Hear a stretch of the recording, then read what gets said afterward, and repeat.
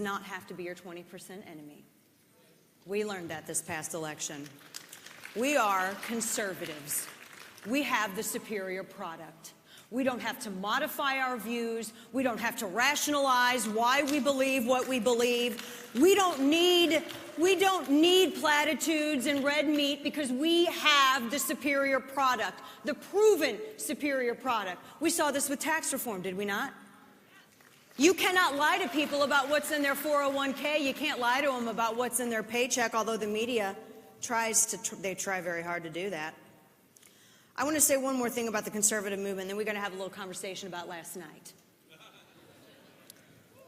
We don't need to look for the next conservative messiah, because that spirit, that fire that was in Buckley, that fire that was in Reagan is in each and every one of us. We are the power of this movement. And my dear friend and late mentor once said that if you can't sell liberty, you suck. And that's true. So let's have a conversation about last night, shall we? Because the conservative movement, we've been so incredibly successful. We saw that when we expanded the tent. We saw that when we took over social media. And statists had to innovate to outsmart us, or try to outsmart us. They had to change their algorithms to suppress our speech on social media platforms. They try to ignore us, and they try to change Google rankings because we are a voice that they can no longer ignore. And try as they might to spin it, they are unsuccessful. And they have been. Now I'm going to say something that some people are going to say is controversial. So I'll say it really slowly so all the people on the platform in the back can hear me loud and clear. Many in legacy media love mass shootings. You guys love it. Now, I'm not saying that you love the tragedy, but I am saying that you love the ratings. Crying white mothers are ratings gold to you and many in the legacy media in the back. And notice I said crying white mothers because there are thousands of grieving black mothers in Chicago every weekend, and you don't see town halls for them, do you? Where's the CNN town hall for Chicago? Where's the CNN town hall for sanctuary cities? Where was the CNN town hall for Jamil Shaw Sr., whose son was murdered by someone who illegally entered the country and had been deported repeatedly? Where was his voice? Where was the voice of those junior ROTC members last night, CNN?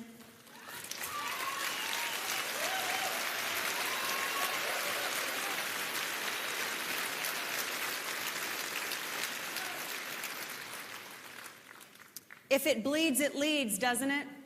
And I don't mean to ignore you all here, but I'm really looking at a lot of the legacy media back there on the platform. And you can write whatever you want about me, and you can come find me in the hallways, and you can scream at me, and you can try to confront me.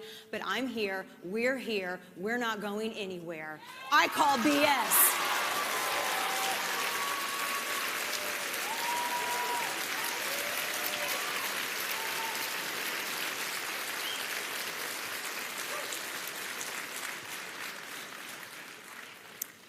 If it bleeds, it leads, but it has to be the right people from the right communities at the right time. Let me just explain something to you all. I think it was insane that I was the hardest questioner on the Broward County Sheriff last night. How is that possible? Washington Navy Yard, Garland, Texas, Fort Hood, Charleston, Boston, San Bernardino, Orlando, Parkland. Do you know what all of these mass tragedy incidents involved? FBI dropped the ball. They dropped the ball. Now, I'm allergic to universal statements, just like I'm allergic to people who think Green Day is punk. But let me just be clear. In Charleston, this murderer was able to pass a background check, even though he was a prohibited possessor, because, as former FBI Director James Comey said, they made a mistake. It was a paperwork error. Sutherland Springs, this mass murderer was able to go and mow down a church because why? The Air Force did not report his conviction, the fact that he was mentally unstable, to the NICS system, which, by the way, the organization that I represent, 5 million plus members, average everyday Americans, moms and dads. They do the school run. They go to the grocery store. They're students. They're hunters. They're people like me who simply don't want to be assaulted in the parking lot if I go to the grocery store and get a gallon of milk at night. They are people like us, and we will not be gaslighted into thinking that we are responsible for a tragedy that we had nothing to do with. It is not our job to follow up on red flags. It is not our job to make sure that states are reporting to the background check system.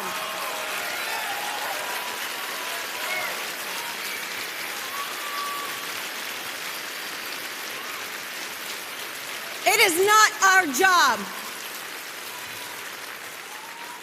A failure of law enforcement is not a failure of the law. It is a failure of enforcement. Now, if all of those in the legacy media are arguing for the NRA to give us the authority and the resources to go and follow up on these red flag events, I'll volunteer right here now to do it. We have resources available at anyone's disposal if they want to reinforce their schools. But I'll say it again loud and clear. We're parents too. And I believe, as the millions of members that make up the NRA, and I think millions of people just in the United States in general, don't you think our kids deserve the same protection as our celebrities?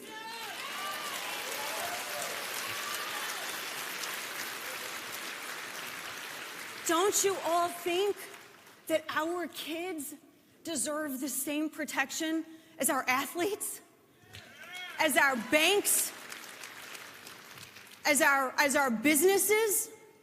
But yet we leave them the most unprotected. My condemnation is for those at the FBI. I know there's some good agents there, but for those at the FBI who dropped the ball 8 separate times with catastrophic consequences.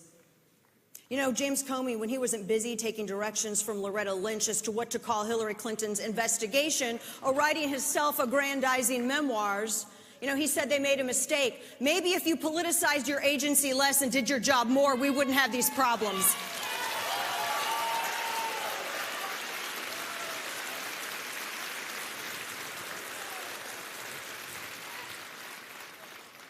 I want to make this super obvious point. The government has proven that they cannot keep you safe. And yet, some people want all of us to disarm.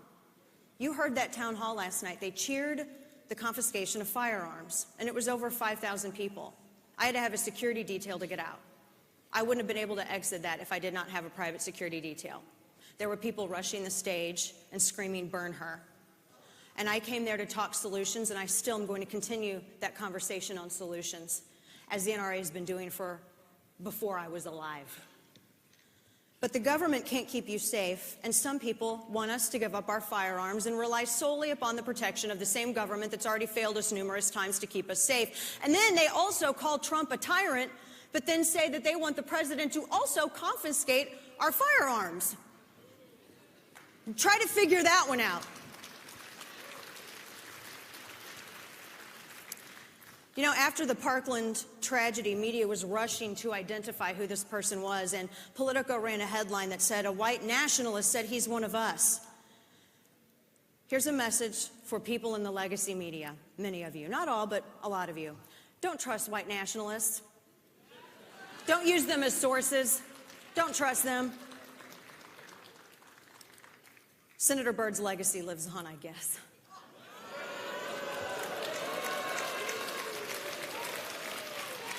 If you take anything from my remarks to you today, and I say this to the reporters in the media, I say this to the people at Slate and the Salon and Think Progress and Media Matters and the people who we keep clothed and fed because their beats are us. right? That's some job creation. I want you to all ask yourselves, where are the stories about how only 38 states submit less than 80% of criminal convictions to the background check system? It's only as good as what's submitted to it. How many of you knew that? No. Why isn't Dianne Feinstein calling for that? I have to question whether or not they want this system to fail. Where are those headlines? Where are those headlines? Where are the headlines? And you know what, by the way, do you realize that those are millions of people who have been adjudicated mentally unfit or criminally dangerous that are able right now to go and purchase a firearm because the politicians who are given the most lip service about it have done the least about this. They could change this tomorrow. They could change it today. But they won't because they're exploiting a tragedy for an agenda. Shame on you. We call BS.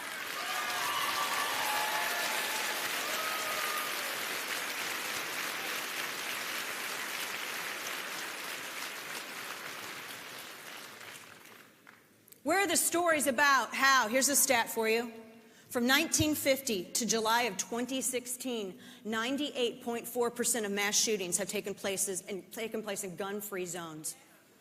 That's a fact. You guys are welcome to go. It's all online. I mean, there's this thing called Google. It's maybe the same place that you found the white nationalist to quote for your political headline, but, you know, just be careful, vet your sources. Fake news and all, you know. One of the things that you saw in this video before I came out, because a lot of people have been asking what I'm going to do next. God bless America that I can stay in Dallas, Texas. And God bless America that I'm able to join a group of people at the NRA and NRA TV to bring you an hour-long program every day beginning in March, no commercial breaks. None. We're going to show the media how fisking is done. And fisk those in the legacy media that insist on ignoring the real headlines, that insist on ignoring what is the cause of tragedy. You know, I was sitting on that stage with the Broward County Sheriff, and the toughest question I was asking this man, how did you fail 39 times? They had a law enforcement go to this murderer's house 39 times. He was caught taking bullets and knives in a backpack to his school. He had threatened repeatedly to shoot up his school. He was out there in plain sight using his name on social media accounts, sending messages to students that violated a Florida state statute that meant that that sheriff could have gone to his house that night and it had him involuntarily committed. Why didn't he? Why didn't you, Sheriff? That's not the NRA's job. That's yours. I'm joining NRA TV, and I'm really excited about bringing you stories that matter. And by the way, if anybody at Slate or New York Times or anyone else needs a refresher on what FISC means, I'll be at the NRA TV booth later on this afternoon. And by the way, we can also explain to you what Anglo-Saxon heritage also means in the discussion of law enforcement and sheriffs and all of that, because I know that was a big obstacle for a lot of people in media too. All right, so I do not want to cut into the Vice President's time, so I'm going to leave you with a couple of points of advice here. Always remember, always, and especially for you younger, awesome activists who are the future of our movement, politics is downstream from pop culture. If it happens, it's going to happen in culture first before it happens in policy. Remember that. A very good friend of mine said that, a mentor of mine, God rest his soul. Never, ever, ever compromise your principles, ever. It is your job to change hearts and minds, not the government. A free people have the right to criticize and hold accountable our free press.